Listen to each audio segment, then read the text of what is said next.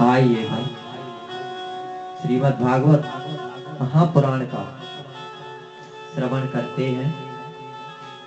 श्री गणेशाय नमः। ओम नमो भगवते वासुदेवाय। श्री गुरवे नमः। परम मंगलमय परात्पर अखिलेश्वर अकारण करुणा वरुणालय भक्ति वांछित कल्पतरु श्री तड़ित विघ्नंती पीतांबरधारी श्री बालकृष्ण लाल की बांगमयी प्रतिमूर्ति श्रीमद् भागवत कथा महापुराण।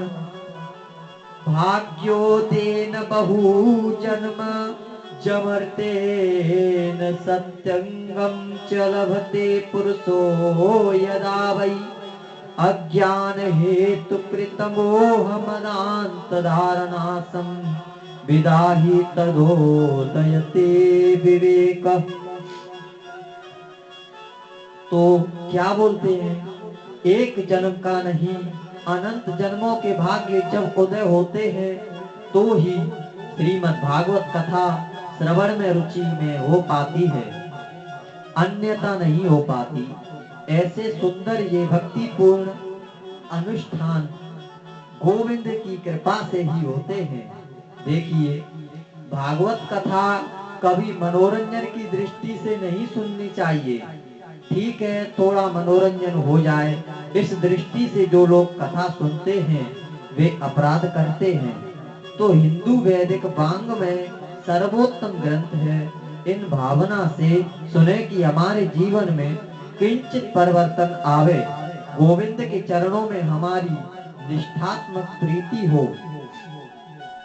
इस भाव से सुनी जाने वाली श्रीमद् भागवत कथा ही प्रभावी होती है।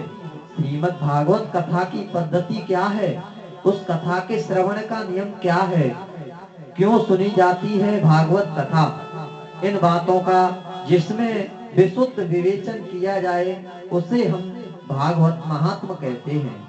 श्रीमद् भागवत जी के महात्मा से यहाँ की संक्षिप्त वर्णन करते हैं। प्रेम से बोलिए जय श्री कृष्ण।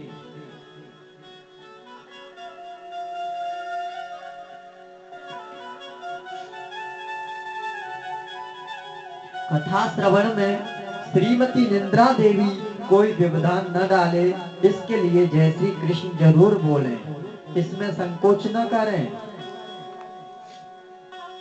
सच्चिदानंद रूपाय विश्वोत्पत्त्यादि हेतवे तापत्रय विनाशाय श्री कृष्णाय वयं नमः। जीवन की तीन बातें हैं जो बहुत समझने की हैं। ये तीन बातें हैं सत्य चित आनंद। हम लोग बात बात पर कहा करते हैं सच्चिदानंद सच्चिदानंद। सत्य कहते हैं अविनाशी को, जो पहले सत्य था, मध्य में सत्य और अंत में सत्य बचेगा। परमात्मा अविनाशी है, वो सत्य है, पहले मध्य और अंत में वही बचता है। उस सत्य को ही हम सत्य कहते हैं। दूसरी बात है चित, माने प्रकाश। यानी हम लोगों को कोई पुस्तक पढ़नी होती है तो हम बल्ब यूट्यूब जलाते हैं, हमें प्रकाश चाहिए। लेकिन जिस परमात्मा को कभी किसी ने प्रकाश लेने की जरूरत ही नहीं पड़ती, जो स्वयं प्रकाश है, साक्षात प्रकाश स्वरूप है, उसे हम चित कहते हैं। तीसरी बात है आनंद की। आनंद की परिभाषा शास्त्रों में बड़े सुंदर रूपों में वर्णन की गई है। ये आनंद क्या है? दलपन से गदगदों पर शयन करने का नाम आनंद नहीं है। एसी कमरे में विश्राम करने का नाम आनंद नहीं है। आनंद तो अंदर ही की जीव है, बाहर हार हंसा भी नहीं। आनंद कहते हैं आत्मा के बोध का, आत्मा के ज्ञान को। एक और बात, दुनिया में जितनी भी चीज है उसका उल्टा कुछ न कुछ होता ही है। जैसे धनवान का उल्टा निर्धन, विद्वान का उल्टा मूर्ख, लेकिन आनंद का उल्टा कभी कुछ नहीं होता। लेकिन आनंद का उल्टा कभी कुछ नहीं होता। आनंद जो है परमात्मा का रूप है, आत्मा के ज्ञान का स्वरूप है। आनंद इसलिए सब श्री कृष्ण है, चित्त भी श्री कृष्ण और आनंद भी श्री कृष्ण है। सच्चिदानंद रूपाय विश्वोत्पत्त्यादि हेतवे तापत्रय विनाशाय श्री कृष्णाय वयम नमः। जो विश्व को बनाते हैं, उनका पालन करते हैं, उनको लय कर देते हैं, जिनकी कृपा विलासता से सारा संसार चलता है, और तापत्र विनाशाय तीनों प्रकारों के तापों को नष्ट करने की जिनमें सामर्थ्य है, दैहिक दैविक भौतिक तापा राजस्य काहु की व्यापा। तीन प्रकार के ताप हैं।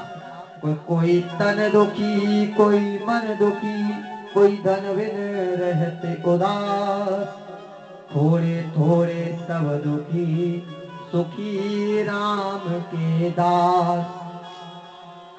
एक भी व्यक्ति संसार में ऐसा नहीं है जिनके बारे में आप यह कह सकें कि यह भूखी है। कोई भी व्यक्ति संसार में नहीं है ऐसा जो छाती पर हाथ धरकर कहे कि मैं सुखी हूँ। 5-5 हजार करोड़ का टर्न ओवर करते हैं, 200 करोड़ का टर्न ओवर हर महीने कर लेते हैं, लेकिन खाते क्या है? मूंग की दाल के साथ रूखा फुल्का। मैंने पूछा सेठ जी के ये क्या भोजन, इतना सच वैभव और मूंग की दाल के साथ फुल्का? बोले ठाकुर जी क्या करें, डॉक्टर ने मना किया है, रोटी चुपड़ कर खा लूंगा तो ब्लड प्रेशर हाई हो जाएगा। अरबों की संपत्ति है लेकिन रूखा फुल्का खाते हैं। किसी को किसी बात की कमी नहीं है, अनंत संपत्ति, बड़ी बड़ी स्टैंडियां है, लेकिन मानसिक चिंता है। पिताजी चाहते थे कि अच्छे खानदान से संबंध करूंगा, बड़े भक्त खानदान में बेटे का विवाह होगा, बड़े प्रतिष्ठित परिवार से विवाह करूंगा बेटे का, और बेटा घर की नौकरानी को लेकर भाग गया, कोर्ट मैरिज कर ली। अब पिता जी चाहे कुछ भी करो, बेटे ने तो कर ली शादी, सब कुछ है, लेकिन मन में बड़ी बेचैनी है। कभी बेटी नहीं सुनती, कभी बेटा नहीं सुनता, कभी ऐसा चाहते थे, कभी वैसा चाहते थे, और कोई धन बिन रहते उदास। बेचारा दिन भर मजदूरी करता है, बड़ी बड़ी मल्टी स्टोरी बिल्डिंग बनाता है, पुताई करता है, बिस्ते पर करता है, इतनी जान जोखिम में डालकर काम करता है। शाम को 50 रुपए मजदूरी के मिले, बेटा को खिलावे, पत्नी को खिलावे, आप खावे, किसी को भी सुख नहीं है। सुख किसको है? तो सुख भैया केवल राम के दासों को है, सुख तो केवल गोविंद के कीर्तन में है। कबीरा सब जग निर्धना, धनवंता नहीं कोई, धनवंता सो ही जानी है, जाको राम नाम धन होए। धनी तो वही है जिसके पास राम नाम का धन है, गोविंद के नाम का धन है, जिससे कमा लिया वह सबसे बड़ा धनी है। आध्यात्मिक ताप, आध्यात्मिक ताप तथा आधि भौतिक ताप, तीनों को विनष्ट करने को ही श्री कृष्ण नाम में शक्ति है। ऐसे श्री कृष्ण को हम प्रणाम करते हैं। श्री कृष्णाय वयम नमः। श्रीमद् भागवता के प्रधान देव श्री गोविंद हैं ना, इसलिए भागवत महात्म के प्रथम श्लोक में श्री कृष्ण की वंदना की गई है। आदरणीय सुखदेव जी का वंदन किया। जिन आचार्य सुखदेव जी ने जन्म लेते ही संन्यास ग्रहण किया, सीधे वन की ओर चले गए। पुत्र पुत्र कहते महर्षि वेदव्यास जिनके पीछे चल जा रहे हैं, परंतु आचार्य सुखदेव को लौटा कर लाने में कोई सामर्थ्य नहीं रही। ऐसे परम वंदनीय सर्वभूतोदय श्री सुखदेव जी का हम वंदन करते हैं। सज्जनों, जैसे हम इस पवित्र भूमि पर बैठकर भागवत श्रवण किए एकत्रित हुए हैं, ऐसे ही पुराणों की विद्या के लिए परम एकांत, परम शांति का स्थान है, जो उसे कहते हैं नैमिषारण्य क्षेत्र। आइए हम सब नैमिषारण्य क्षेत्र में चले, जो बड़ी पवित्र भूमि है। 88,000 संत जन वहाँ विराजमान हैं, और वे सभी ऋषि ग्रस्त ऋषि हैं। उन्हें हम लोग कहते हैं शौनकादिक ऋषि, जिनकी बड़ी बड़ी लंबी उम्र है। एक संत की उम्र इतनी लंबी कि उनके जीवन में कितनी बार इंद्र बदल चुके। एक सदगृहस्थ इतनी लंबी उम्र वाले, जो जीवन की कई चतुर्युगों को देख लिए, सतयुग त्रेता द्वापर कलयुग कहीं बदल चुके, ऐसे 88,000 संत जन अपने नित्य कर्म से निवृत्त होकर प्रातः काल जब बैठे थे, बस उस संतों की मंडली में श्री सूत जी आगम हुआ। बोलिए सूत जी महाराज की जय। महर्षि वेदव्यास ने परम प्रिय शिष्य, अब जैसे ही सूत जी आए तो 88,000 ऋषि बैठे हैं, जिनकी उम्र हजारों वर्ष लंबी है, लेकिन सूत जी की उनकी मंडली के मध्य जो पधारे हैं, वे हैं केवल 20 वर्ष की आयु वाले। लेकिन 20 वर्ष की उम्र वाले परम युवा सूत जी को देखकर वे सभी संत जन खड़े हो गए। आइए महाराज पधारिए। बड़ी कृपा की शौनकादिक ऋषियों के इस व्यवहार को देखकर श्री सूत जी बड़े संकोच में पड़ गए। आप लोग ये क्या करते हैं? मुझे देखकर खड़े हो रहे हैं, मेरा आदर सत्कार कर रहे हैं, आखिर क्यों? सूत जी आप उम्र में छोटे हैं तो क्या हुआ? शास्त्र कहता है कि धन वृद्धा बल वृद्धा आयुर्वृद्धास्तथैव च ते सर्वे ज्ञान वृद्धाश्च किंकरा शिष्य किंकरा। कोई बल में बड़ा होता है, कोई आयु में बड़ा होता है, कोई कदाचित धन में बड़ा होता है, किंतु जो ज्ञान में बड़े होते हैं ना, वो तो सबसे बड़े होते हैं। इसलिए सूत जी आप देखने में छोटे लगते हैं, लेकिन अज्ञान रूपी अंधकार को मानव को हृदय में बैठा हुआ है, उसे दूर करने में आप करोड़ों सूर्य के समान हैं। आप हमें कोई ऐसी कथा सुनाए जिससे संसार के लोगों के कष्ट की निवृत्ति हो और गोविंद की प्राप्ति हो जाए। कृष्ण प्रीतिकरम शाश्वतादम तद्वनादुना। महात्मा संत और विद्वानों के पास जाकर कभी व्यर्थ के प्रश्न मत किया करो। संतों के पास जाकर कभी ये प्रश्न मत करो कि फैक्ट्री कैसे चलेगी। संत के पास जाकर ये प्रश्न मत करो कि ज्यादा आमदनी कैसे होगी। महात्मा के पास जाकर ये फालतू प्रश्न मत करो कि बहू के बेटा होगा नहीं। संतों के पास जाकर बस एक ही प्रश्न करो कि गोविंद मिलेगा कि नहीं, श्री कृष्ण के चरणों में प्रीति हमारी होगी कि नहीं। क्योंकि भागवत में वर्णन आता है, संतों का क्षण और अन्न का कण, उन्हें कभी बर्बाद मत करो। थाली में अन्न आपको प्राप्त होता है, भोजन उसका एक ही भी कण बर्बाद न जाए, इसका प्रयास करो। संतों का एक भी क्षण हमारी वजह से बर्बाद न जाए, इसका प्रयास करो। सैनकादिक ऋषियों ने सूत जी से यही पूछा कि संसार के लोगों को कृष्ण की प्राप्ति कैसे हो, ऐसा साधन बताने की गोविंद से कैसे मिलन हो। उनको सुनकर सूत जी महाराज गदगद हो गए और ऋषियों से बोले, आपने बिल्कुल सही प्रश्न पूछा है। हम लोग जन्म लेते हैं, बड़े होते हैं, लंबे होते हैं, युवा होते हैं, वृद्ध हो जाते हैं और मर जाते हैं। जीवन के पहलुओं हमने कभी समझने का प्रयास नहीं किया। लोग जीवन को ऐसे ही बर्बाद कर देते हैं। जितने लोग ऐसे हैं जिन्हें मैं जानता हूँ, जो ताश खेलते हैं ना, रविवार के दिन जब ताश खेलते हैं तो इस घंटे कब निकल गए उन्हें कोई पता नहीं चलता। और वे ही लोग गलती से यदि कथा में आकर बैठ जाएं, तो 3 घंटे 50 बार घड़ी देखते हैं, कब जल्दी 12 बजे और कब छुट्टी हो। संसार के कार्यों में हमारी दुष्ट प्रवृत्तियां इतनी बढ़ रही हैं और भागवत कार्यों में संकोच होता है ना। हाँ भाई, उनको यहाँ से निमंत्रण आता था, वो कथा में जाना पड़ेगा। कथा में आए, लिफाफा चढ़ाया तो चल दिए, बोलिए जय श्री कृष्ण। ये जो प्रकृति हमारी हो गई है, यह केवल समय का दुरुपयोग हो रहा है।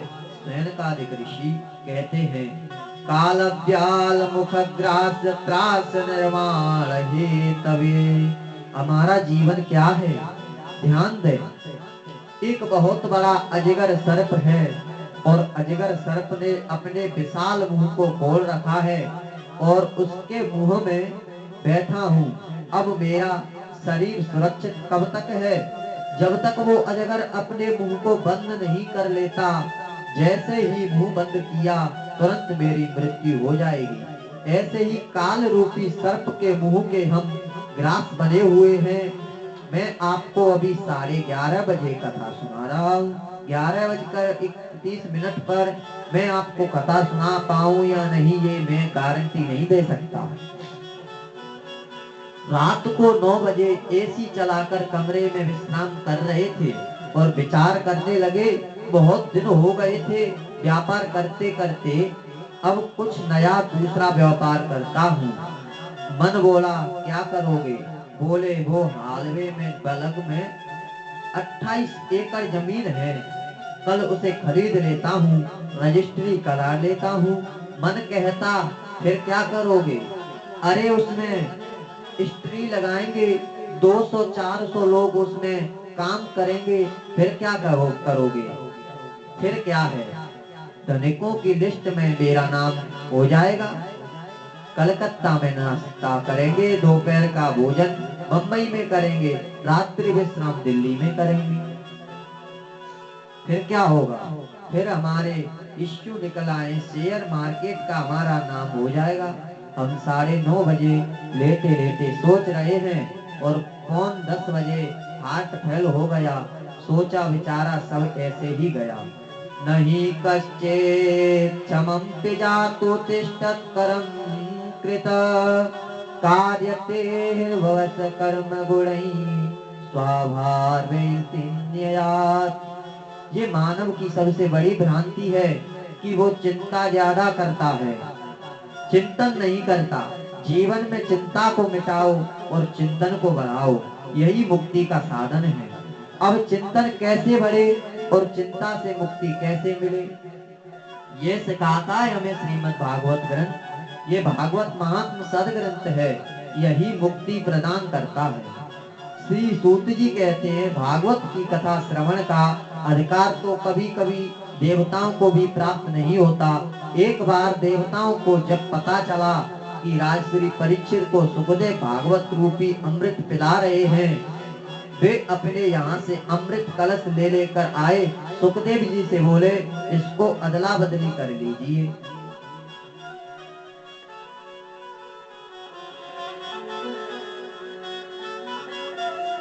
एवं दिन मिलये जातो सुधाराज्ञा प्रवीयता प्राप्तोस्मि वयं सर्वे श्रीमद्भागवतामृतम्। सुखदेव जी ने कहा स्वर्ग का अमृत और कहा श्रीमद् भागवत कथा, दोनों की बराबरी एक संग कैसे हो सकती है? स्वर्ग में जाकर वहां के अमृत का पान करने के बाद भी व्यक्ति को गिरना पड़ता है।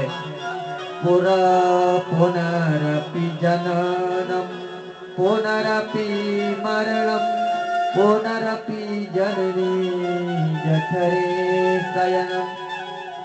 लेकिन भागवतामृत का पान जिसने कर लिया, उसको तो आवागमन का अंकुर हमेशा के लिए मिट जाता है, आवागमन की छुट्टियां हो जाती हैं। इसलिए अभक्ताश्च विज्ञान दत्सौना कथामृतम् श्रीमद्भागवतीर्वार्ता सुराणामपि दुर्लभा।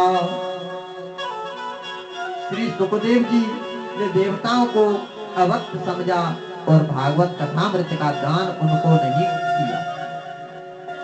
वही भागवत कथा अमृत और आप लोगों में श्रवण कराऊंगा। देवताओं ने जब ब्रह्मा जी से शिकायत की और ब्रह्मा ने तराजू लेकर तोलना शुरू किया, एक पलड़े पर दुनिया के समस्त साधनों को रखा और दूसरे पलड़े पर केवल श्रीमद् भागवत कथा का विराजमान किया। लघुन्यानि जातानि गौरवेन इदं महत् तदा ऋषिगणा सर्वे विस्मयं परमं जयौ। भागवत का पहला श्रीमद् भागवत का पलड़ा नीचे हो गया और समस्त पलड़े जो धर्म संस्कारों के हैं वे ऊपर उठ गए। वजह जिससे होगा वही तो नीचे जाएगा। ब्रह्मा जी ने कहा, देवताओं, श्रीमद् भागवत कोई पोथी नहीं है, भागवत कोई किताब नहीं है, भागवत तो साक्षात श्री कृष्ण है। श्रीमद् भागवताख्यो प्रदर्शम कृष्ण एव ही। साक्षात कृष्ण स्वरूप श्रीमद् भागवत है। इस श्रवण करने से जीवन धन्य हो जाता है। नारद जी ने जन जन में इसका प्रचार करने के लिए अपने पिता ब्रह्मा जी से इसका अध्ययन किया, लेकिन सप्ताह श्रवण की विधि क्या है ये तो नारद ने सनत कुमारों से ही सुना था। सनकादिक ऋषियों ने हमने तो सुना है सनत कुमार ज्यादा घूमते नहीं और नारद जी कभी एक जगह बैठते नहीं, ये प्रसिद्ध है। नारद जी हमेशा भ्रमण करते ही रहते हैं। सनत कुमार कभी एक दूसरी जगह जाते नहीं। और भागवत की कथा में मन यदि चंचल हो, मन में बातें कोई प्रकार की हो, तो फिर कथा का आनंद नहीं मिल सकता। भागवत की कथा में 5 बातों का रहना बहुत जरूरी है। कथा के लिए स्थान, कथा का स्थान बड़ा सुंदर होना चाहिए, ऐसा स्थान जहाँ बाहर की आवाज न आती हो। दूसरी बात, भागवत का गान, भागवत को सुंदर शब्दों में गाया जाए। तीसरी बात है भागवत का ज्ञान, उसको ज्ञान पूर्वक सुना जाए। चौथी बात है भागवत का ध्यान, उसको एकाग्र होकर मन लगाकर सुना जाए। पांचवी बात है भागवत में आपके कान एकदम भागवत से जुड़ जाएं, तो ही भागवत कथा का श्रवण का फल आपको प्राप्त हो सकता है। अब सनत कुमार तो ऐसे संत हैं जो कभी घूमते नहीं। नारद जी ऐसे हैं जो एक जगह कभी बैठते नहीं। तो नारद ने एक जगह बैठकर 7 दिन तक सनत कुमारों से भागवत कैसे सुन ली। श्री सूत जी कहते हैं, एक बार देवर्षि नारद बड़ी तीव्र गति से दौड़ते जा रहे थे, तो बद्री धाम में विराजमान चारों भाई श्री सनत कुमार जी, चारों भाइयों ने नारद को देखा और पूछा, कथम ब्रह्मदिमुख कुतिष्ठारतो भवान् त्वरितं गम्यते कुत्र कुतश्चागमनं तव। नारद जी, क्या बात है, आप कुछ उदास लगते हैं। हमने तो सुना है कि कोई कितना भी रोता हो, कितना भी निराश हो गया हो, किंतु नारद का दर्शन उसे हो जाए तो वो मुस्कुराने लगता है। और आज आप जैसा संत स्वयं इतना दुखी है। नारद जी सनत कुमारों के चरणों में गिरकर रोते हुए बोले,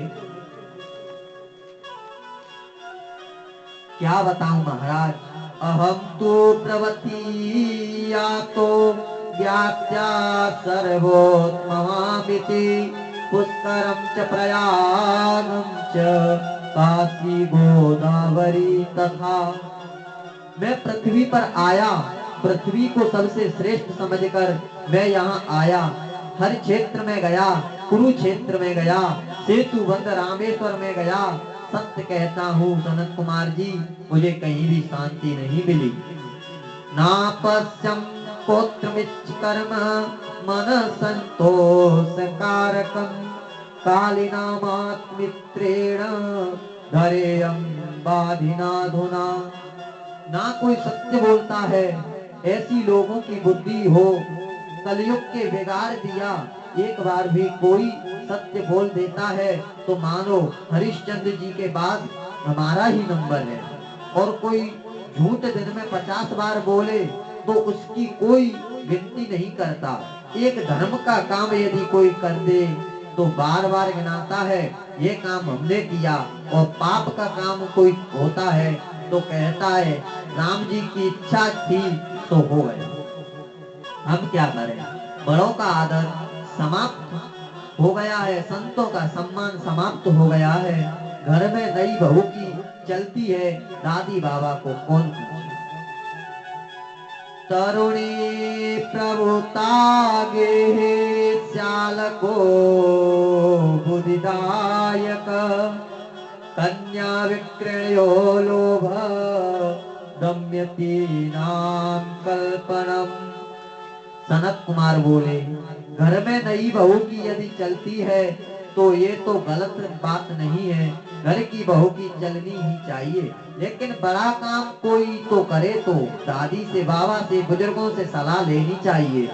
लेकिन यहाँ तो घर में चलती है नई बहू की और सलाह लेते हैं तो साले जी की ससुराल से बुलाते हैं। हमारे ब्रज में एक कहावत है, दीवार बिगाड़े आरो घर बिगाड़े सारो। दीवार में अलमारियां ज्यादा निकालोगे तो कमजोर हो जाएंगी और घर में साले जी की सलाह लोगे तो बर्बाद हो जाओगे। कौरव इसके प्रमाण है कि मामा शकुनी की कृपा से क्या हुआ सब जानते हैं। नारद जी कहते हैं कि मैं घर घर में गया, संतों के आश्रम में गया, मुझे शांति नहीं मिली। कलिना धर्म मित्रेण धरेयं व्याधुताधुना। अधर्म का मित्र जो कली है उसने लोगों की बुद्धि को विकृत बना दिया है। लेकिन मैं जब श्री धाम वृंदावन में आया वहां एक कौतिक देखा। क्या देखा, नारद जी बता रहे हैं।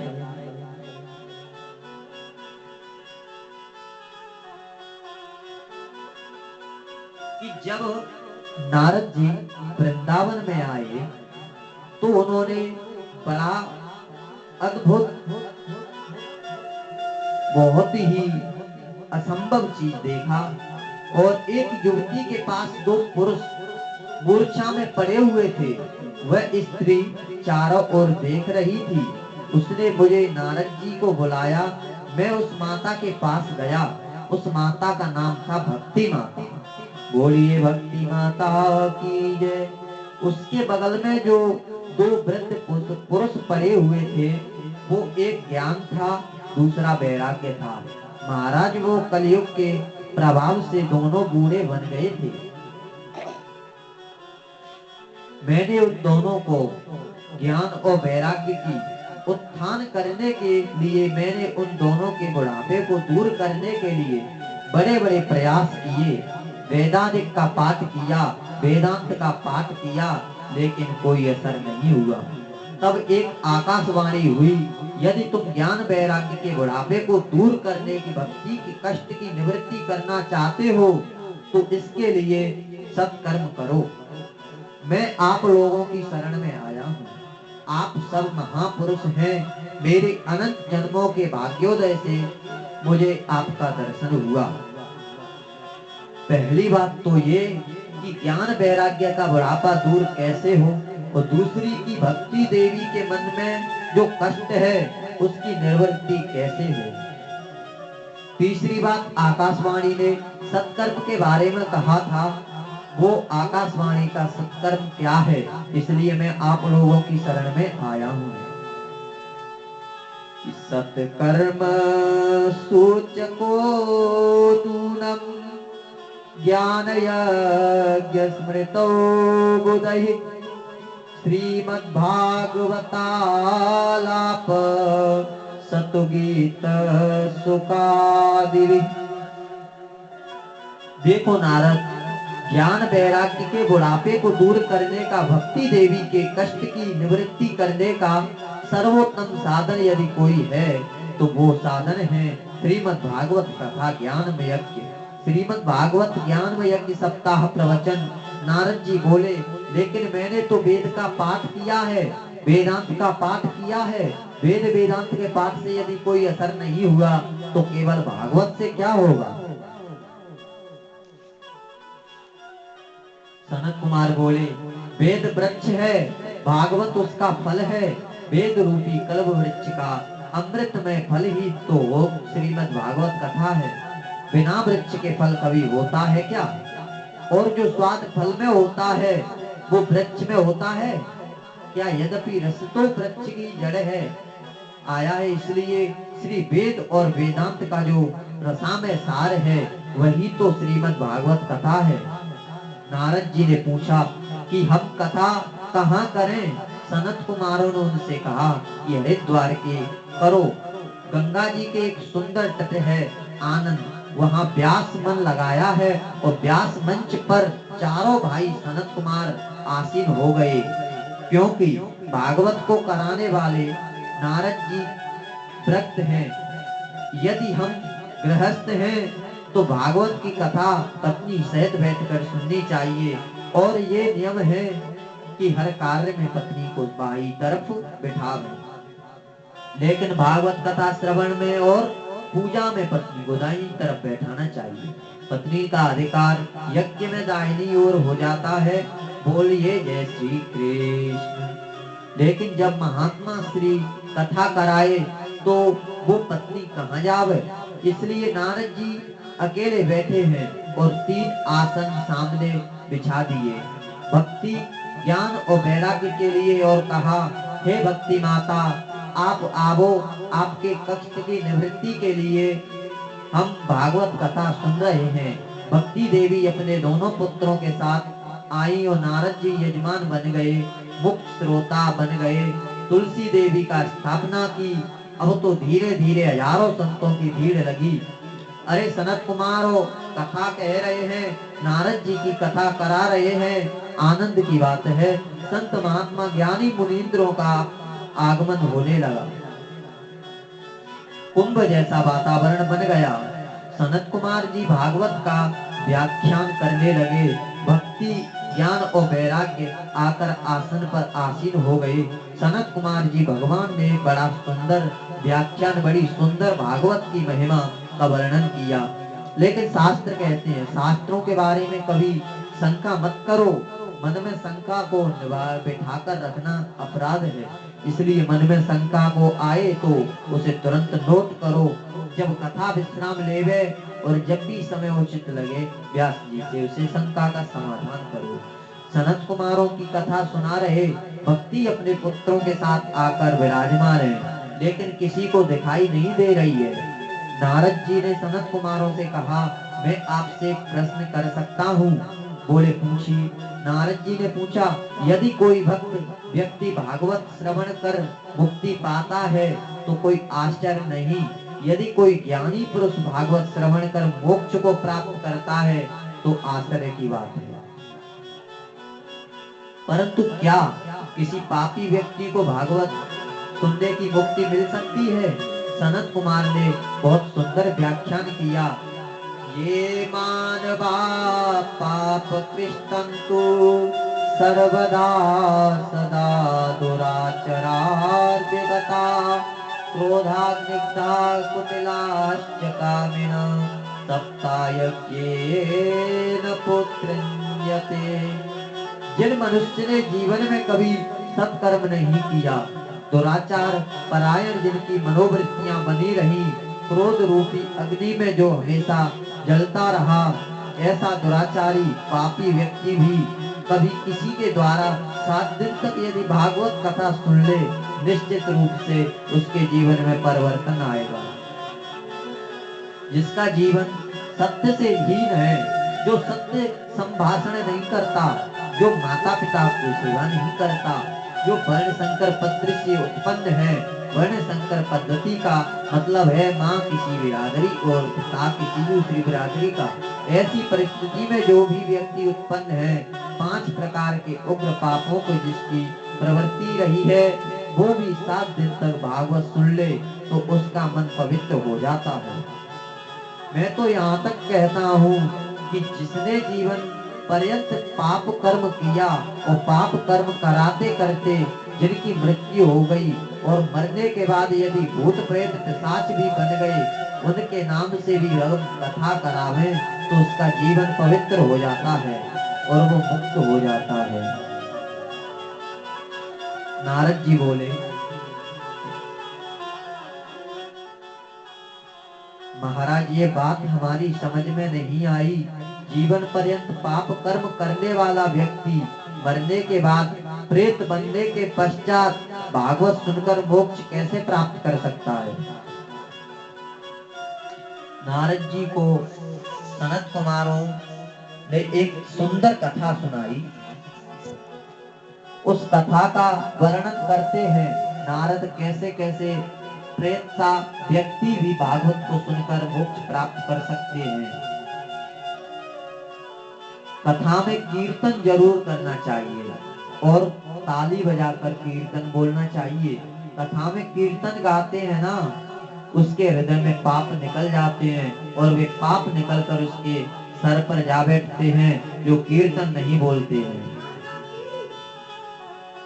कीर्तन में भजन ताली बजाकर गाने से हस्तरेखा बदल जाती है और वो ताली नहीं बजाते हैं न जी उस बढ़िया वाली रेखा को गड़बड़ हो जाती है। आश्चर्य सनत कुमार कहते हैं नारद जी को लक्ष्य करके, तुंगभद्रा तटे पूर्व मभूतमुत्तमोत्तमम् यत्र वर्णा स्वधर्मेण सत्य सत्य सतत्परा। तुंगभद्रा नदी के किनारे एक बहुत सुंदर नगर था। उस नगर का नाम उत्तग नाम नगर था। वर्णाश्रम धर्म का पालन करने वाले सभी संभ्रांत लोग उसमें वास करते हैं। उसी नगर में एक पंडित जी महाराज रहते थे जिनका नाम था आत्मदेव। आत्म का शाब्दिक भाव होता है आत्मा में देवत्व, आत्मा में देवताओं का तत्व का जिसके दर्शन किया वो आत्मदेव है। पंडित जी बहुत सुशील हैं, परिमिति भाषी मिथ्यावासी कर्म कांडों बड़े प्रवीण हैं। यद्यपि व्रति थोड़ी लोग भई हो आपकी उसमें सब सद्गुण हैं, लेकिन जैसे सद्गुण संपन्न पंडित आत्मदेव हैं बिल्कुल उनके विपरीत उनकी भार्या है। नाम भी बड़ा विचित्र है, धुंधली। धुंधली देवी जैसा नाम वैसा ही गुण है, यथा नाम तथा गुण। यम जो धुंधली देवी है इसमें एक बड़ी भारी विशेषता है और ये विशेषता उसी नारी पर आ सकती है जिस पर भगवान की विशेष कृपा हो। धुंधली देवी में विशेषता क्या है? पति तो जाते हैं बेचारे पूजा पाठ करन, यजमान के घर शाम से लौटकर आते हैं। दिन भर पत्नी का ही साम्राज्य रहता है। घर पर कभी पड़ोसियों से झगड़ा लेना, कभी गांव वालों से झगड़ना, मनोरंजन कर लेना, ये उनका रोज का धर्म है। बड़ी कर्कश वाणी है, बोलती तो लगता है कि मृच छिड़कर दी जाए, लेकिन सायंकाल पति जैसे ही लौटकर आते आहा द्वार पर हाथ जोड़कर ऐसा स्वागत करती मानो सती अनुसैया के बाद इसी का नंबर है क्या। और ये विशेषता सब में नहीं हुआ करती। बनावटी प्रेम बहुत आता है। बंगाल में एक कहावत आती है, अति भक्ति चौरेर लक्षण। कोई ज्यादा बनावटी भक्ति दिखावे तो समझो ये अंदर से गड़बड़ है। जो ज्यादा बनावटी प्रेम दिखावे, ज्यादा बनावटी बातें करे तो समझो ये बदमाश है। ये शास्त्र की बात है। परमात्मा को बनावटी अच्छी नहीं लगता। निर्मल मन जन सो मोहि पावा, मोहि कपट छल क्षेत्र न भावा। परमात्मा कहते हैं तुम दिखावा मत करो। तुम जो बनावटीपन करते हो, ऊपर से कहते हो नमस्कार और मन में सोचते हो मेरी गली में आओ तो दिखाऊंगा, ये बनावटीपन मेरे गोविंद को अच्छा नहीं लगता। वो तो कहते हैं निर्मल मन बनाओ, अंतःकरण को शुद्ध बनाओ तो मन शुद्ध होगा। धुंधली देवी का मन तो पवित्र नहीं, भावना श्रेष्ठ नहीं, और पति के सामने हाथ जोड़कर ऐसे खड़ी होती, इसलिए पति की दृष्टि में पत्नी के प्रति आदर है। एक और बात, पंडित जी के घर धन की तो कमी नहीं है, लेकिन बेटा नहीं है। तुलसी स्थापना तो हर हिंदू घर में होनी ही चाहिए। उनके घर भी तुलसी है, लेकिन पता नहीं क्यों तुलसी कभी हरी नहीं हो रही, सूख जाती। पंडित जी के घर में एक गौ पूजा भी होती है, लेकिन जो बांझ हो गई। पंडित जी बैठे बैठे विचारने लगे, क्या बताऊं, तुलसी जी को रोज जल देता हूँ अपने हाथ से, फिर भी सूख जाती है। मेरी गाय जो 6 वर्ष हो गए ये बांझ हो गई, बच्चा बच्चा कुछ भी नहीं।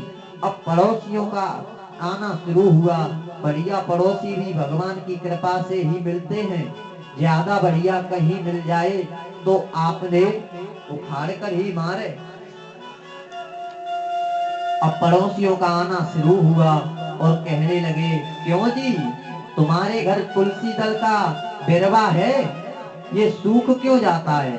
पंडित जी बोले, क्या मालूम, पानी तो रोज देता हूँ फिर भी सूख जाता है, मालूम नहीं। अच्छा तुम्हारे घर में गाय है, हम 7 वर्ष देख रहे हैं, हमको 7 वर्ष हो गए इसको देखते हुए, पर इसके न बच्चा है न बचिया, कुछ भी नहीं हुआ। क्या मालूम भैया, सेवा तो रोज करता हूँ। अब देखो पड़ोसियों ने क्या कहना शुरू किया, बोले तुम्हारे घर बेटा नहीं है ना, इसी पाप की वजह से गऊ बांझ हो गई है। ये देवता तुमसे खुश नहीं है, पितर तुमसे खुश नहीं है।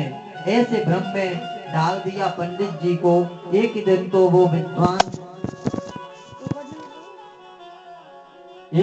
वो विद्वान ब्राह्मण बैठा और रोने लगा, मैंने पाप कर्म किया है, इसलिए मेरे पुत्र नहीं, इसलिए मेरी गौ बांझ हो गई और छोड़कर वन में चली गई। 4-5 दिन हो गए, वन में बैठे बैठे पंडित जी रोदन करते हैं, जब तक पुत्र प्राप्ति का वरदान मुझे नहीं मिलेगा मैं लौटकर घर नहीं जाऊंगा। कोई संत उधर से जा रहे थे, ये चेहरा होता है ना, ये कैमरा होता है। आदमी कितना भी मूर्ख है, कितना भी बुद्धिमान है, कितना भी नासमझ है, कितना भी धनवान है, कितना भी निर्धन है, कितना भी सच्चा और कितना भी बनावटी है, ये प्रत्येक आदमी के चेहरे पर लिखा रहता है। कभी घूमने की जरूरत नहीं है, और ये सामने में 1.5 मिनट से ज्यादा समय नहीं लगता। पंडित जी वहां पड़े पड़े रो रहे हैं। उधर से एक संत निकलकर जा रहे थे। महात्मा जी ने देखा और देखकर समझ गए ये विद्वान ब्राह्मण है, लेकिन दुखी है। पास में जाकर संत से बड़े स्नेह से पूछा, कथं द्रोदिसै वृत्रा त्वं काये चिंता बलीयसी, वदत्वं सत्वरं मह्यं स्वस्य दुःखस्य कारुणम्। पंडित जी आप रोते क्यों हैं? आप तो कोई बहुत बड़े कर्म कांड के विद्वान मालूम होते हो, क्या तकलीफ है आप मुझे बताइए। पंडित जी चरणों में गिरकर बोले, क्या बताऊं, मैंने जो पाप कर्म किया था उसे भोग रहा हूँ। मेरे द्वारा दी हुई चीज देवता पितर स्वीकार नहीं करते। मेरे घर गौ बांझ हो गई, तुलसी का बेरवा सूख गया, क्योंकि मेरे घर पुत्र नहीं है। इसी पाप की वजह से यह सब हुआ है। मैंने निश्चय कर लिया, जब तक पुत्र प्राप्ति का वर नहीं मिलेगा लौट कर घर नहीं जाऊंगा। मर जाऊंगा पर घर नहीं जाऊंगा। महात्मा के मन में बड़ा आश्चर्य हुआ। उनको समझाते हुए बोले, मुंजा ज्ञानम प्रजारूपम बलिष्ठा कर्मणो गति विवेकम तू समासाध्य त्यज संसार वासना। पंडित जी, आपके मन में पुत्र की जो कामना है ये एकमात्र अज्ञान है। संत ने पंडित जी से कहा, यदि तुम्हारे घर पुत्र हो जाता तो समझ लेते परमात्मा की कृपा हो गई, और पुत्र नहीं हुआ है तो समझो भगवान भी बहुत बड़ी कृपा हो गई। क्यों, क्या करेगा बेटा लेकर? बेटा यदि घर में नहीं होता है तो 2-4 वर्ष रोते हैं, फिर सोचते हैं भाग्य में नहीं है, छोड़ो काहे को रोवे। बेटा होकर मर जावे तो भी मन में पीड़ा 2-4 महीने होती है, भाई हुआ था लेकिन मर गया, हम करें क्या। लेकिन पुत्र होने के बाद यदि नालायक हो जाए, पुत्र होने के बाद यदि कुपुत्र हो जाए तो जीवन भर रुलाता है। फिर तुम्हें पुत्र की ज्यादा कामना है तो गोविंद को पुत्र मानो, कन्हैया को अपना पुत्र मान लो। ये संसार बड़ा विचित्र है पंडित जी, ये संसार बेटे को धोखा दे देते हैं। आप समझाते हैं, जिस बेटे का हम लालन करते हैं, पालन करते हैं, वो अंत में करता क्या है? हमारी खोपड़ी में डंडा मारता है। खोपड़ी फट जाती है तो उसमें 1 लोटा घी भर देता है। केवल इसी काम के लिए हम याचना करते हैं। यदि वो पुत्र कुपुत्र निकल गया तो 50 लोटा भी भरकर देगा तो मुक्ति नहीं होगी। इसलिए गोविंद को पुत्र मानो। अनन्य ममता विष्णु ममता प्रेम संगता भावये एव सांद्रात्मा बुधई प्रेमानि दद्यते। जैसी ममता हम संसार में करते हैं वैसी ममता गोविंद के चरणों में हो जाए तो कल्याण हो जाएगा। पंडित जी चरणों में गिर गए, बोले यही तो समस्या है। इन महात्माओं के सामने जरा मन की बात कह दो तो ये वेदांत बखानना शुरू कर देते हैं। मैंने कह दिया मेरे घर पुत्र नहीं है तो मुझे कथा सुनाने लगे, मुझे वेदांत का प्रवचन सुनाने लगे। महात्मा जी मेरे बेट को बेटा चाहिए। संत ने कहा, लेकिन मैं तुम्हारी मस्तिष्क रेखा को देख चुका हूँ, 7 जन्मों तक तुम्हें पुत्र का सुख नहीं है। पंडित जी बोले, आप संत महाराज, आप चाहो तो जन्म पत्री को बदल सकते हो, आप चाहो तो हस्तरेखा में परिवर्तन कर सकते हो, और यदि आपने पुत्र होने का वर नहीं दिया तो सत्य कहता हूँ आपके सामने सिंध फोड़कर मर जाऊंगा, लेकिन बिना पुत्र के लौट कर घर नहीं जाऊंगा।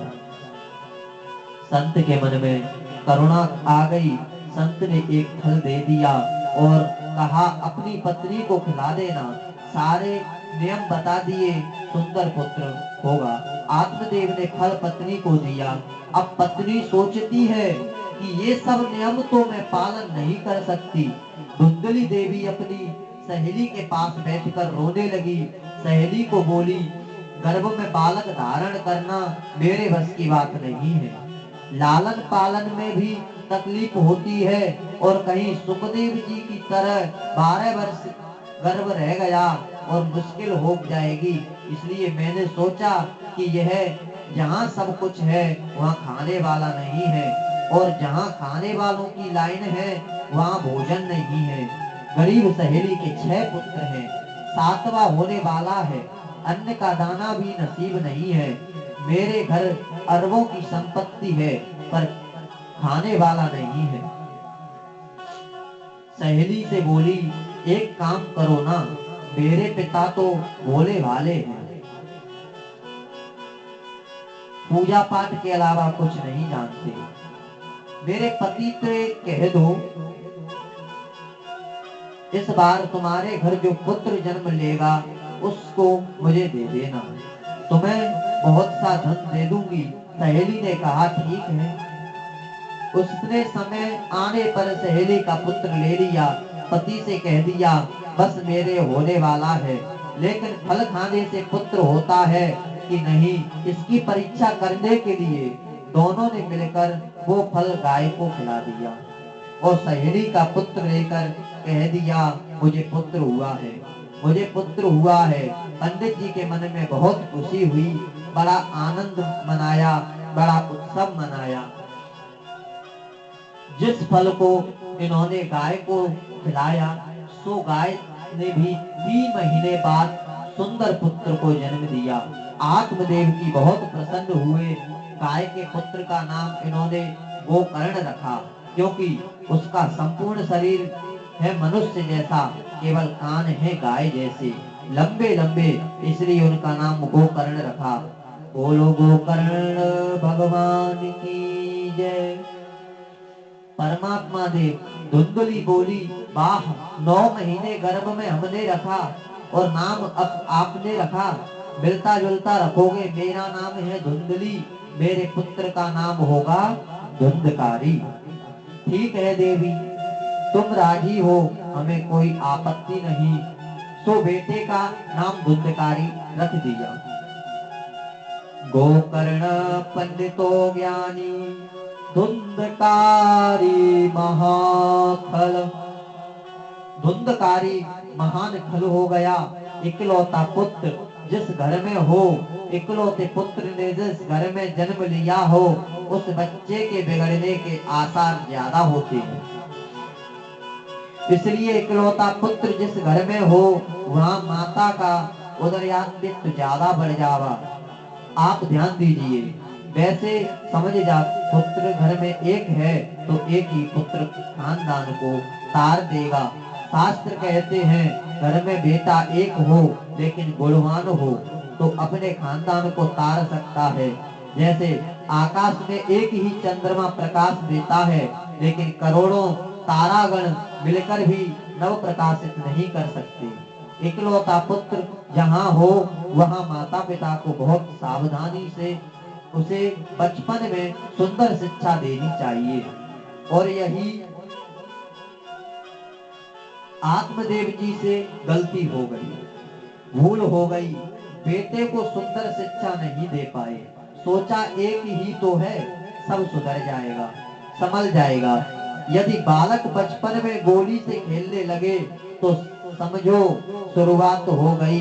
कंचे खेलते हैं ना, पहले गोली खेलता है, गोली खेलते खेलते ताश पत्ता खेलता है, ताश पत्ता खेलते खेलते उसमें थोड़ा पैसा लगाने लगा। कमी हो तो घर में जुए हारने लगा तो माँ से ले जाने लगा। माँ ने देती, बेटा ले जा, कोई बात नहीं, सब तेरा ही है। अब पैसे से काम नहीं चले तो सोना चांदी माँ से मांगने लगा। माँ ने दे दी, सोचती एक ही तो पुत्र है, सोना चांदी सब हारने लगा तो माँ थोड़ा सख्ती से बोली, नहीं बेटा, ऐसे कैसे दे दूंगी। तो माँ से चाबी छुड़ाकर जबरदस्ती निकाल कर ले जाने लगा। परिणाम ये हुआ कि घर में जितनी चांदी स्वर्ण था, जितना भी अमीर थे, वो गरीबी में परिवर्तित हो गए। अब घर में कुछ नहीं रहा, चोरी करना शुरू कर दिया। चोरी में 2-4 पकड़ा गए तो पीना शुरू कर दिया। बिगड़ा आरंभ हो गया, बिगड़ना आरंभ हो गया। रात्रि के 2-2 बजे ये काली पट्टी मस्तिष्क पर बांधकर आते। एक दिन पंडित जी बोले, मेरे मंदिर जैसे सुंदर घर को तूने नरक बना दिया। जगह जगह शराब की बोतलें पड़ी हैं, जगह जगह मांस के टुकड़े पड़े हैं। तुमने एक विप्र के घर में नरक का अड्डा बना दिया। पिताजी को डांट कर बोला, आप चुप रहिए, आपकी बुद्धि सटिया गई है। हम जो करते हैं सब अच्छा ही करते हैं। इतना कष्ट हुआ आत्मदेव को। बोले, ये भगवान, इस पुत्र से तो मैं बिना पुत्र के ही ठीक ही था। एक दिन रात्रि में बैठे बैठे आत्मदेव जी क्रोधन कर रहे थे। वहीं पर गोकर्ण जी आगमन हुआ। गाय का पुत्र जो गोकर्ण है, वो भी श्रद्धा से आत्मदेव को पिताजी कहता है। आकर बोला, पिताजी, आजकल आप बहुत उदास रहते हैं। मैं कई महीनों से देख रहा हूँ आप किसी से बात नहीं करते। आप बड़े दुखित रहते हैं, क्या बात है? मेरे को बताइए। इतना सुनकर आत्मदेव तुरंत गोकर्ण के सामने गिरे। बेटा, मेरी समझ में नहीं आता, मैं क्या करूं? घर में तो मेरे पुत्र ने नरक बना दिया और घर को छोड़कर वन में कैसे जाऊं, क्योंकि मन में इतनी विरक्ति नहीं है। तुम ही मेरा मार्गदर्शन करो, मुझे तुम ही समझा सकते हो। गोकर्ण जी महाराज ने आत्मदेव को इतना सुंदर उपदेश दिया। देहेस्तिमासरुधिरेभिमितं त्यजत्वं जाया सुदादिषु सदा ममतां विमुच्य पश्यानिशं जगदिदं क्षणभङ्गनिष्ठं वैराग्यरागिरसिको भवभक्तिनिष्ठ। पिताजी, मैं तो एक बात कहता हूँ कि पहले तो शरीर के प्रति जो हमारा देहाभिमान है, उसे देहाभिमान को हम त्यागें। मैं शरीर हूँ ऐसा मानना छोड़ें। इस शरीर को चाहे पंडित जी बोलो, चाहे ज्ञानी बोलो, चाहे संत बोलो, लेकिन शरीर की कोई गति तीन होती है। शरीर की गति तो तीन होती है। जला दोगे तो राख बन जाएगा, फेंक दोगे तो गीदड़ खा जाएंगे, और जमीन में गाड़ दोगे तो कीड़े बन जाएंगे। और कोई गति शरीर की नहीं है। फिर शरीर कभी भी हो सकता हूँ क्या? जिसको तुमने अपना माना है वो तुम्हारे हो सकते हैं क्या? आप कभी घर के एकांत में बैठकर आंख बंद कर अपने आप से प्रश्न करो कि मैं क्या हूँ। आप सोचिए, मैं क्या हूँ? मैं यदि आंखें हूँ तो आंखें अंधी हो जाती हैं, मैं उन्हें रोक तो नहीं पाता। मैं पैर हूँ, पैर लंगड़े हो जाते हैं, मैं रोक नहीं पाता। यदि मैं कान हूँ, कान बहरे हो जाते हैं, मैं इनको भी नहीं रोक पाता। यदि मैं शरीर हूँ तो इसे मरने नहीं देना चाहिए, मैं रोक तो नहीं पाता। माता पिता मेरे हैं तो मरने के बाद भी वो चिट्ठी तो नहीं डालते, बेटा हम सुखी हैं कि दुखी हैं। यदि बेटा बेटी मेरे हैं तो जन्म के पहले सूचना क्यों नहीं देते, पिताजी हम आ रहे हैं? इसका मतलब क्या है? अच्छा, हम दिन में सोचकर उठते हैं तो जगने के बाद और सोने से पहले ही चक्कर क्यों है? रात्रि में सोने के बाद हम पर पंखा गिर पड़े, छज्जा गिर पड़े, हमें क्या मालूम? सोते समय हम जहाँ चले जाते, जन्म से पहले हमें क्या था? मरने के बाद मैं कहाँ जाता हूँ? 45 मिनट अपने आप से पूछिए, मैं क्या हूँ? ये सब क्या है? संसार मकान मेरा है तो मैं लेकर जाता हूँ, क्यों नहीं? तो आपकी आत्मा से केवल एक ही आवाज निकलेगी, चल रे हंसा अमर लोक को, यहाँ कोई नहीं तेरा है। जग वालों का हुआ अंधेरा, अपना हुआ सवेरा है। जिसको तुमने अपना माना है, यह तो आपका वहम है, एकदम नाटक है। समाज में प्रतिष्ठा पाने के लिए सुंदर मकान बनाना भी धर्म है, पत्नी और बच्चों से प्रेम करना भी धर्म है, दुकान पर 8 घंटे बैठकर धन कमाना भी धर्म है, और जो भी धन हम कमावे उसे पत्नी बच्चे परिवार में समर्पित करना भी धर्म है। लेकिन पत्नी बच्चे मकान खजाना मेरा है, इसके बगैर मैं रह नहीं सकता, ऐसा सोचना चिंतन करना ही अधर्म है, बंधन का कारण है। मन में विचार करें, शरीर का धन है, शरीर की पत्नी है, शरीर के बच्चे हैं, शरीर का महल है, आत्मा का संबंध तो केवल गोविंद से है, आत्मा का संबंध तो केवल कन्हैया से है। ये बात जिसके जीवन में उतार ली, वो घर में रहकर भी जंगल में रहने की भांति व्रत रह सकता है। गोकर्ण जी महाराज बोले, आप कहते हैं मैं वन में चला जाऊं, तो वन में जाने से भगवान मिलते हैं क्या? यदि वन में जाने से भगवान मिल जाते तो गीदड़ का तो जन्म ही वन में होता है, शेर तो पैदा ही वन में होता है, तो उसको पहले भगवान मिलना चाहिए। मन के मारे बन गए, बन तजे बस्ती माह। मन की खटपट नहीं मिटेगी तो बचपन में जाने से क्या फायदा? मन ही बंधन और मुक्ति का कारण है। मन विषयों का प्रति आसक्त है तो हम बंधे हुए हैं, और मन विषयों को अनासक्त हो गया तो हमारी मुक्ति है। रात्रि भर बैठकर गोकर्ण जी ने ऐसा सुंदर उपदेश किया, आत्मदेव जी का मन प्रबुद्ध हो गया और रात्रि में घर छोड़कर वन में चले गए। श्री भागवत जी के 10वें स्कंद का पाठ किया वन में और गोविंद को प्राप्त किया। आत्मदेव के जाने के बाद धुंधकारी ने सोचा, अच्छा हुआ, रोज कहते थे ऐसा करो वैसा करो मत करो, तो अच्छा हुआ चला गया। अब माँ को मरने के बाद बताओ सोना कहाँ है? अब पिता के घर से जाने के बाद पुत्र माँ को मारने लगा और बोला, बताओ सोना कहाँ है, चांदी कहाँ है? माँ ने कहा, सब तो ले गया, अब घर में क्या है? तो माँ को मारने लगा। माँ के मन में बड़ा क्लेश हुआ और बोली कि इस पुत्र से तो मैं बिन पुत्र ही अच्छी थी। रात्रि में उठकर गई, कुएं में कूदकर आत्महत्या कर ली।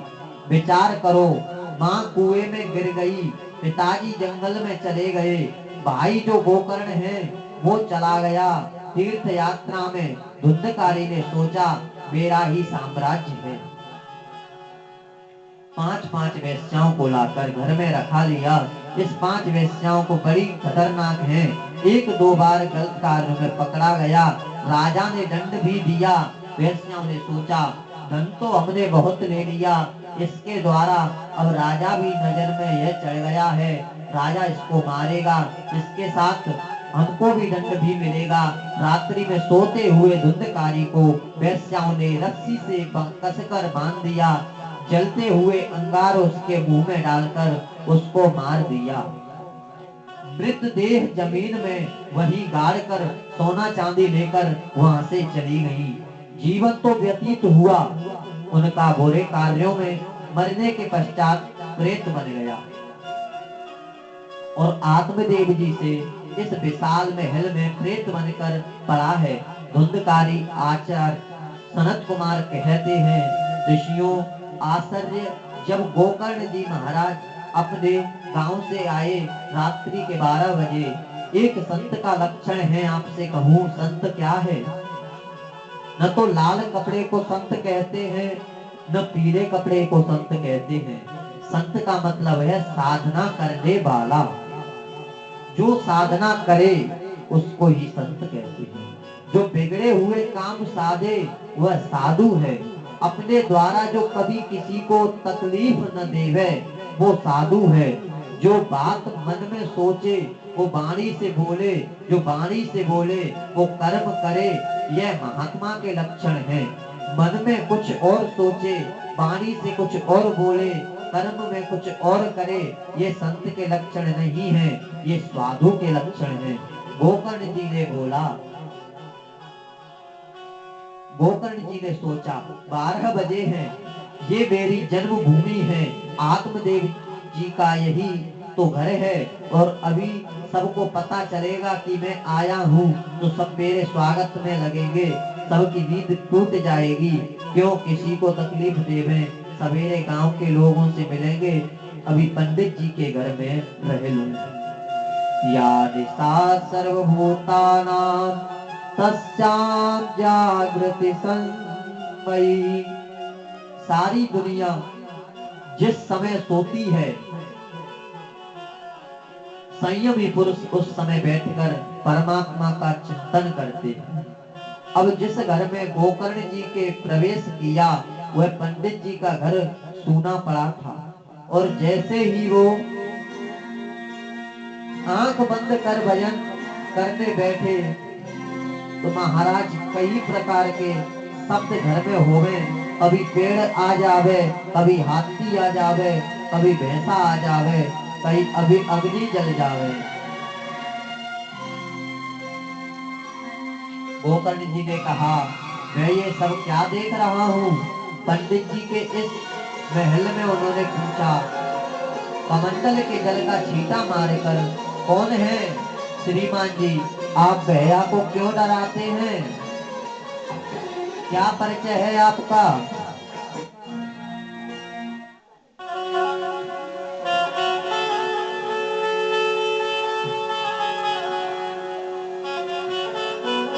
गोकर्ण जी ने कहा, मैं ये सब क्या देख रहा हूँ। पंडित जी के इस महल में उन्होंने पूछा, कमंडल के जल का छींटा मारकर कौन है? श्रीमान जी, आप भैया को क्यों डराते हो? हमें क्या परिचय है आपका? एक छाया हाथ में हाथ जोड़कर खड़ी हो गई, मैं ही हूँ मैं।